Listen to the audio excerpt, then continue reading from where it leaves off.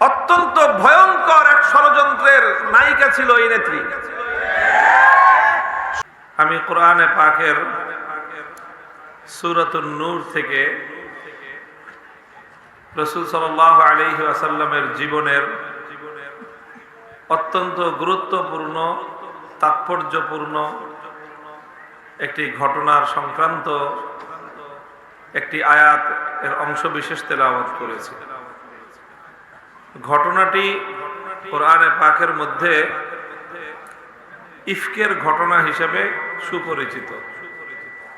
ইফক আরবি শব্দ, এর বাংলা ভাষায় এর অর্থ হলো মিথ্যা অপবাদ।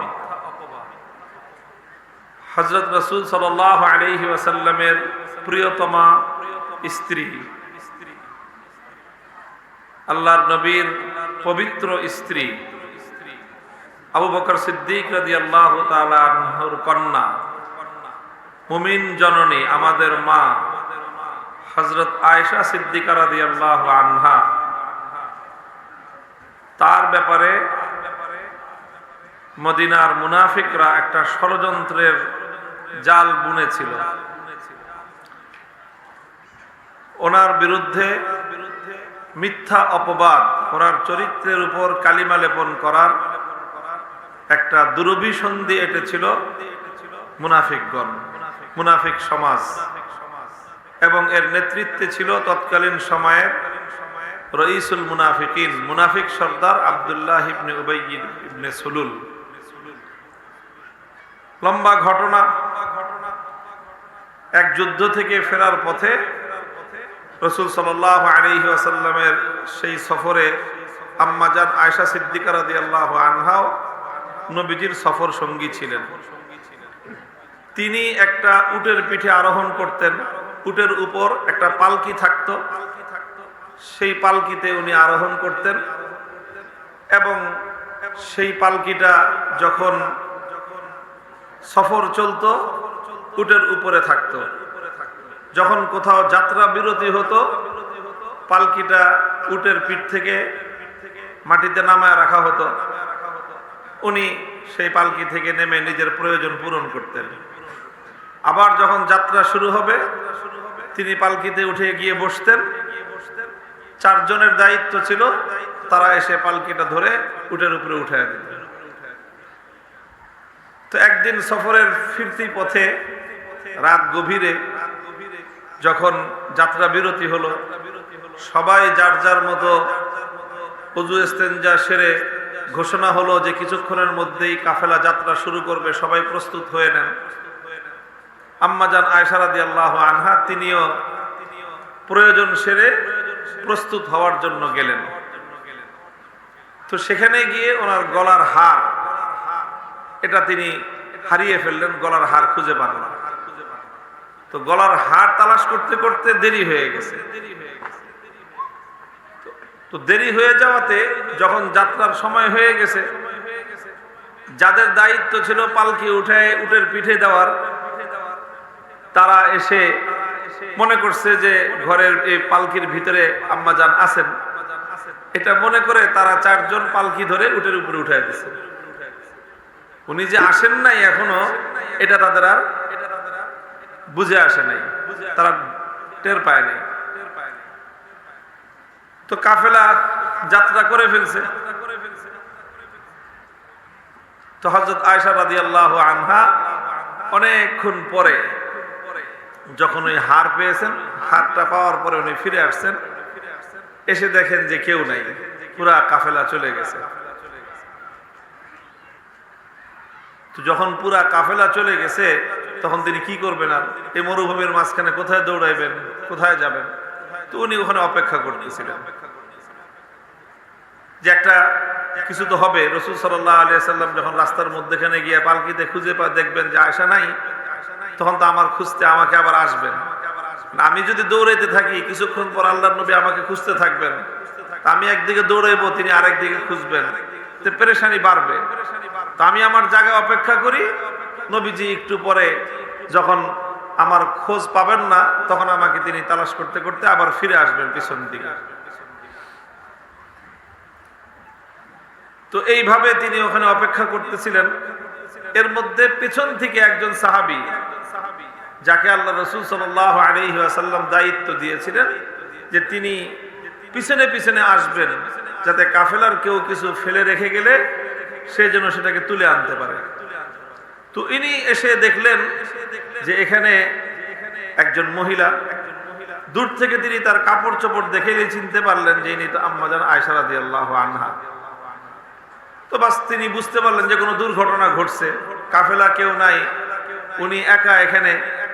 বুঝতে পারলেন যে যে কোনো কারণে উনি কাফেলার পিছনে পড়ে গেছেন। তখন তিনি এসে ইন্না লিল্লাহি বলে ওনাকে সতর্ক করলেন আর উটটাকে বসায় দিলেন। আম্মাজান উটের উপরে আরোহণ করলেন, উনি উটটাকে টেনে টেনে নিয়ে কাফেলা পর্যন্ত পৌঁছে গেলেন। এই ঘটনাকে কেন্দ্র করে মদিনার মুনাফিকরা হযরত আয়েশা রাদিয়াল্লাহু তাআলা আনহার বিরুদ্ধে নানা ধরনের কুৎসা রটনা করতে আরম্ভ করলো, অপবাদ রটনা করতে আরম্ভ করলো এবং নবীজির পবিত্রতমা স্ত্রীর চরিত্রকে কলঙ্কিত করার চেষ্টা করলো। কেন করলো? কারণ মুহাম্মদুর রাসূলুল্লাহ সাল্লাল্লাহু আলাইহি ওয়াসাল্লামের পবিত্র স্ত্রীর উপর যদি কলঙ্ক লেপন করা যায়, তাহলে যারা সমাজে অশ্লীলতা, ব্যভিচার, অন্যায়, অবিচার ছড়ায় দিতে চায় তাদের জন্য সুবিধা। এটা বহুত পুরানো কৌশল।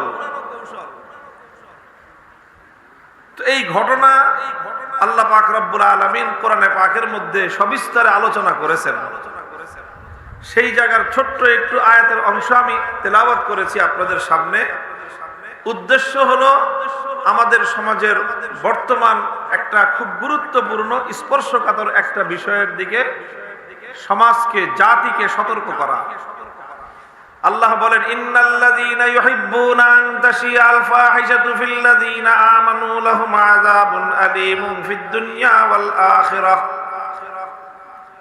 যারা এই ঘটনার সাথে যারা জড়িত,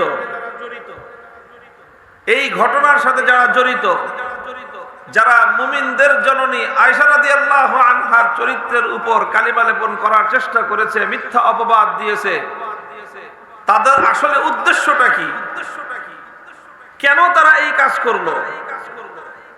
তারা একদিকে আল্লাহর নবী মুহাম্মদুর রাসূলুল্লাহ সাল্লাল্লাহু আলাইহি ওয়াসাল্লামকে আঘাত করতে চায়, তারা আল্লাহর নবীর পরিবারকে আঘাত করতে চায়, আর তারা নবীকে আঘাত করে, নবীর পরিবারকে আঘাত করে তারা মুসলমানদের সমাজে অশ্লীলতা, ব্যভিচার সহ অন্যায় এবং অশ্লীল কাজকর্ম, ফাহিশা কাজকর্ম মুসলমানদের সমাজের মধ্যে ছড়িয়ে দিতে চায়। এই কথাটা মনে রাখবেন। এটা একটা সূত্র, এটা একটা সূত্র, এটা একটা কৌশল। বিভিন্ন অপকৌশলের ক্ষেত্রে এটা প্রয়োগ করে। আপনারা ঢাকার মানুষ খুব ভালো করে বুঝবেন, এখনো আছে গুলিস্তান, নানা কারণে প্রসিদ্ধ। তার মধ্যে অন্যতম একটা হলো পকেটমারির কারণে গুলিস্তান প্রসিদ্ধ। আরে পকেটমার তো পকেটমার, মানে গাড়ি নিয়ে যাবেন, চলন্ত গাড়ি, আপনি গাড়ির ভিতরে বসা, হুট করে দেখবেন একজন এসে গাড়ির লুকিং গ্লাসটা টান দিয়ে ভেঙে নিয়ে দৌড় দিছে। আপনি তাকায় থাকবেন, করার কিছু নাই। মোবাইলে কথা বলতেছেন, গাড়ির বাসের পাশের সিটে বসা, হুট করে একজন এসে থামা মেরে দিয়ে নিয়ে হাইটা চলে যেতেছে। আপনার গাড়ির ভিতর থেকে তাকায় তাকায় দেখা ছাড়া কোনো উপায় নেই। তো এখানে বিরাট সিন্ডিকেট থাকে, পকেট মারদের, ছিনতাইকারীদের বিরাট সিন্ডিকেট সব এলাকাতেই থাকে। তবে গুলিস্তান এলাকাকে কেন্দ্র করে এইসব সিন্ডিকেটদের দৌরাত্ম্য এটা সকলেই জানে, এবং এটা খুবই ভয়ঙ্কর গ্যাং এরা। তো যখন পাবলিকের হাতে কোনো অনেক সময় পকেটমারি করতে গিয়ে অনেক পকেটমার ধরা পড়ে, পকেটমার ধরা পড়ে, ধরা পড়ার পরে তখন পাবলিক তো এর গণপিটুনি শুরু করে, কিলাকিলি শুরু করে। যাদের এক মাস আগে পকেটমারি হয়েছে ওর ক্ষোভ রয়ে গেছে, রাগ আছে, পকেটমার ধরতে পারে নাই। আজকে যখন পকেটমার ধরা পড়ছে, ও আরেক বাসের থেকে নাইমা আইসা এই পকেটমারে কিলাইতে চায়। কথা ঠিক কিনা? তখন দেখা যায় যে এই পকেটমারের চারপাশে আরো কিছু লোক এসে জড়ো হয়। ওরা এসে এই পকেটমারে ঘুষাইতে থাকে, কিলাইতে থাকে, আর পকেটমারে একদিকে ধাক্কাইতে থাকে। ধাক্কাইতে পাবলিকের কাছ থেকে সরায় ওরে কিলাইতে ওরে নিয়ে দৌড়ে ওরা পলা যায়। পাবলিক অনেকক্ষণ পরে বুঝে যে আসলে চারপাশ দিয়ে যেগুলি ওরে কিলাইতেছিল এ সব হলো পকেটমারের দল। এরা ওরে কিলাইছে কে? ওরে কিলাইছে মারণের লেগে না, ওরে কিলাইছে পাবলিকের হাত থেকে বাঁচায় ওরে নিয়ে এখান থেকে পালানোর জন্য। ওরে আসলে ঘুষি মারে না, ভাব দেখায় ঘুষি মারতেছে, জোরে আওয়াজ করে কিন্তু শরীরের মধ্যে মারে আসতে। এইভাবে সমস্ত মানুষের চোখের মধ্যে ধুলা দিয়ে পকেটমারের সিন্ডিকেট, পকেটমারের চক্র তাদের সাথীদেরকে জনগণের রোষানল থেকে বাঁচায় এরা সব একসাথে পগার পার হয়ে যায়, পালায়ে চলে যায়। তো এই যে পকেটমাররা, তারাও কিন্তু কিছুক্ষণের জন্য দেখা যায় যে পকেটমারদেরকে কিলাইতেছে। আসলে কি সে পকেটমারকে কিলায় মারার জন্য না বাঁচানোর জন্য? বাঁচানোর জন্য।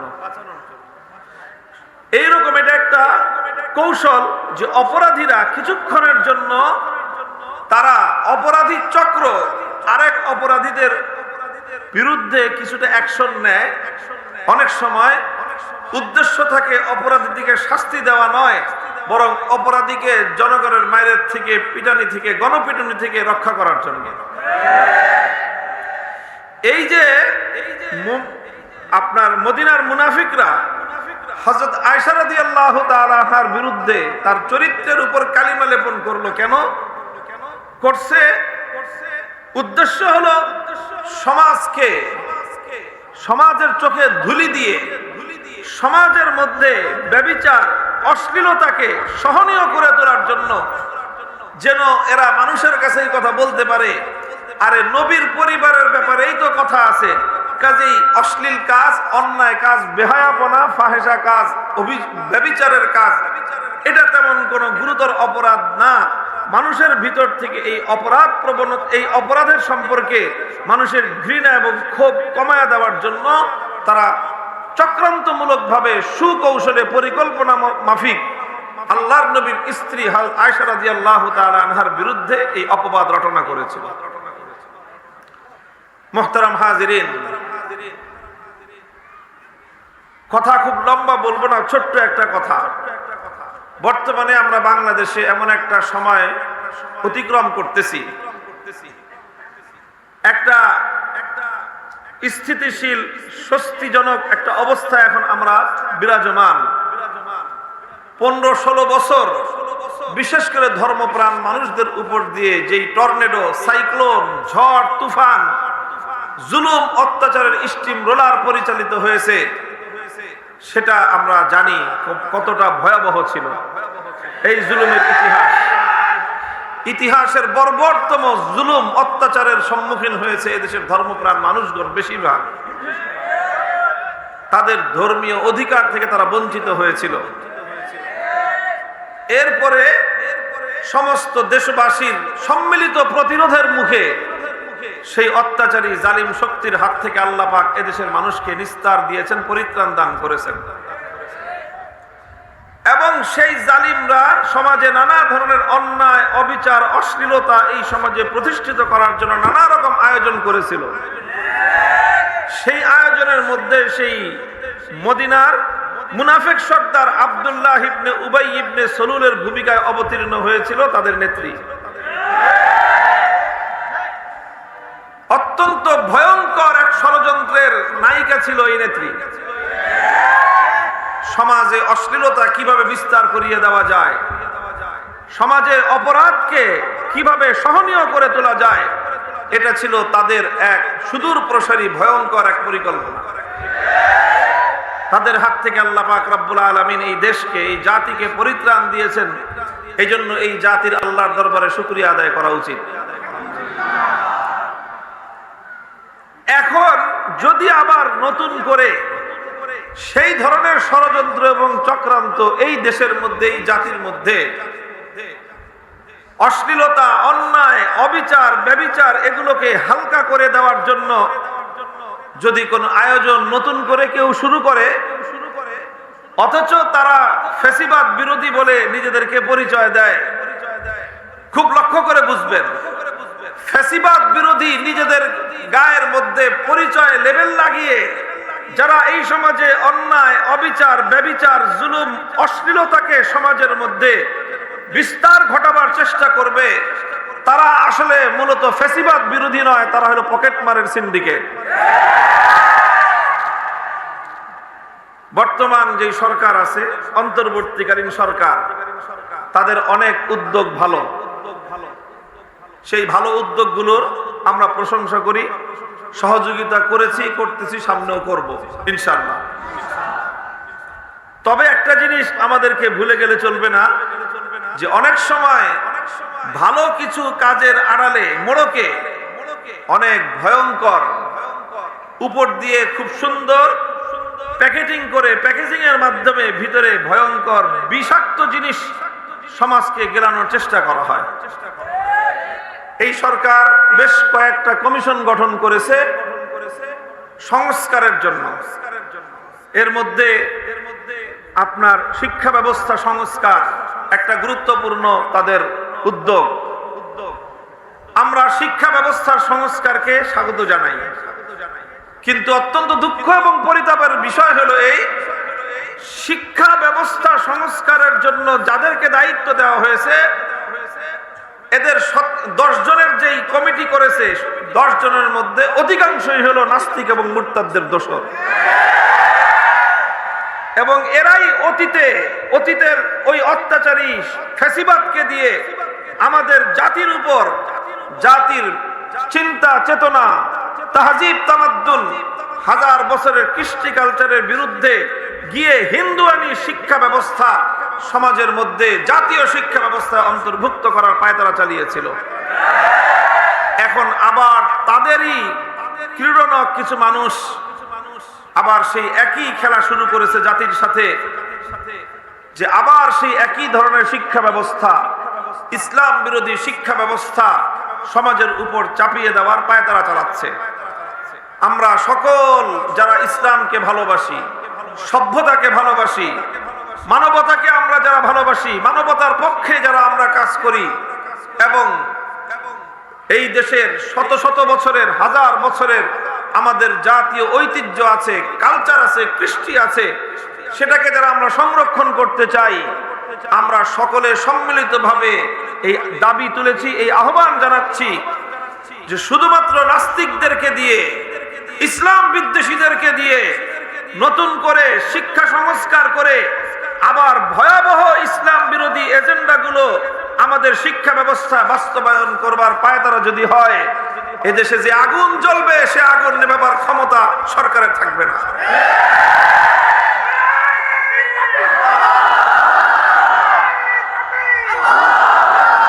আমরা